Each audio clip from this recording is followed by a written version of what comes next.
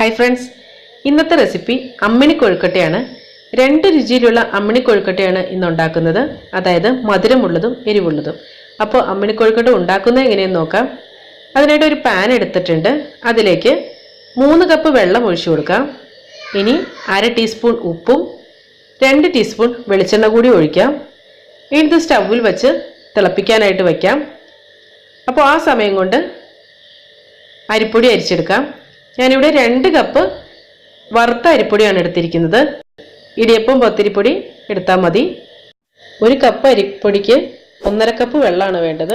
അതായത് 2 cup അരിപ്പൊടിക്ക് 3 cup വെള്ളമാണ് എടുത്തിരിക്കുന്നത്. ഇതാ ഇപ്പോൾ വെള്ളം തിളച്ച് വന്നിട്ടുണ്ട്. ഇനി ഫ്ലെയിം കുറച്ചിട്ടതിന് ശേഷം അരിച്ചെടുത്ത അരിപ്പൊടി ഇതിലേക്ക് ഇട്ട് കൊടുക്കാം. എന്നിട്ട് നല്ലപോലെ മിക്സ് ചെയ്തെടുക്കണം. നന്നായിട്ട് മിക്സായി കഴിയുമ്പോൾ ഫ്ലെയിം ഓഫ് ചെയ്യാം. ഈ അരിപ്പൊടിക്ക് നല്ല മയം വന്നതിന് വേണ്ടിയിട്ടാണ് വെള്ളത്തിലിട്ട് വെളിച്ചെണ്ണ ഒഴിച്ചത്. ഇനി ഫ്ലെയിം ഓഫ് ചെയ്തതിന് ശേഷം ഇത് മൂടി അടച്ച് വെച്ച് ഒരു 5 മിനിറ്റ് റെസ്റ്റ് ചെയ്യാനായിട്ട് വയ്ക്കാം. അപ്പോൾ നല്ല സോഫ്റ്റ് ആവും. ഇപ്പോൾ 5 മിനിറ്റ് കഴിഞ്ഞിട്ടുണ്ട്. ഇനി ഇത് നല്ലപോലെ ഒന്ന് കുഴച്ചെടുക്കണം.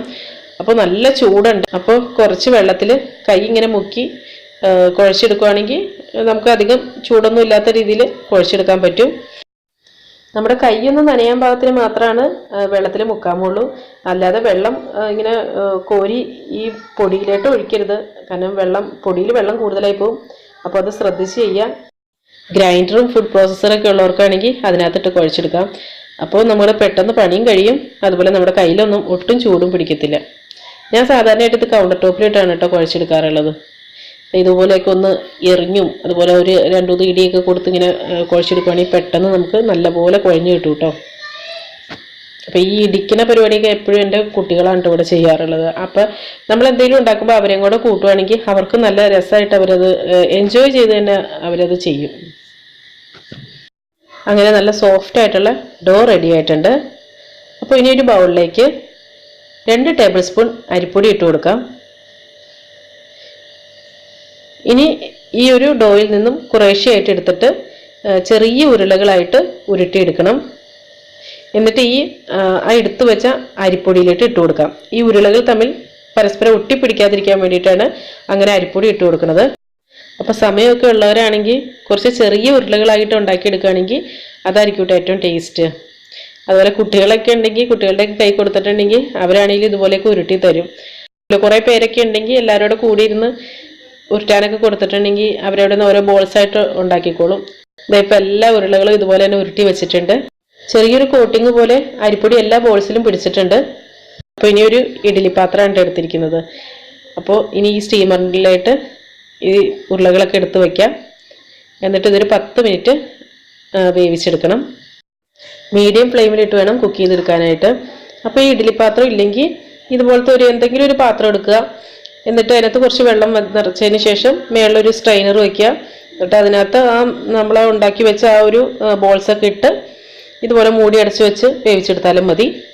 ഇതായിപ്പോൾ 10 മിനിറ്റ് കഴിഞ്ഞിട്ടുണ്ട്. നല്ലപോലെ കുക്കായി വന്നിട്ടുണ്ട്. ഇനി ഒരു പാൻ സ്റ്റൗവിൽ വെച്ചിട്ടുണ്ട്. പാൻ നല്ലപോലെ ചൂടായി കഴിയുമ്പോൾ 1 ടേബിൾ സ്പൂൺ വെളിച്ചെണ്ണ ഒഴിച്ചു കൊടുക്കാം. വെളിച്ചെണ്ണ ചൂടായി കഴിയുമ്പോൾ 1/2 ടീസ്പൂൺ കടുക് ഇട്ട് കൊടുക്കാം. കടുക് പൊട്ടിക്കഴിയുമ്പോൾ അതിലേക്ക് 1 ടീസ്പൂൺ ഉഴുന്ന് പരിപ്പ് ഇട്ട് കൊടുക്കാം. ഉഴുന്നല്ല കേട്ടോ, ഉഴുന്ന് പരിപ്പാണ്. ഇനി 2 ടീസ്പൂൺ കടലപ്പരിപ്പ് ഇട്ട് കൊടുക്കാം. കടലപ്പരിപ്പ് എന്ന് പറഞ്ഞാൽ നമ്മൾ പരിപ്പ് വടയൊക്കെ ഉണ്ടാക്കാൻ എടുക്കില്ലേ, ആ പരിപ്പാണ് കേട്ടോ. ഇനി ഒരു 4 ഉണക്കമുളകും പിന്നെ കുറച്ച് കറിവേപ്പില കൂടി ഇട്ട് കൊടുക്കാം. എന്നിട്ട് നന്നായിട്ടൊന്ന് വഴറ്റിയെടുക്കാം. ഇനി ഇതിലേക്ക് 1/2 കപ്പ് തേങ്ങ ചിരകിയത് ചേർക്കാം.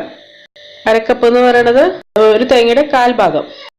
ഇനി ഇതിലേക്ക് ഒരു 1/4 ടീസ്പൂൺ ഉപ്പിട്ട് കൊടുക്കാം.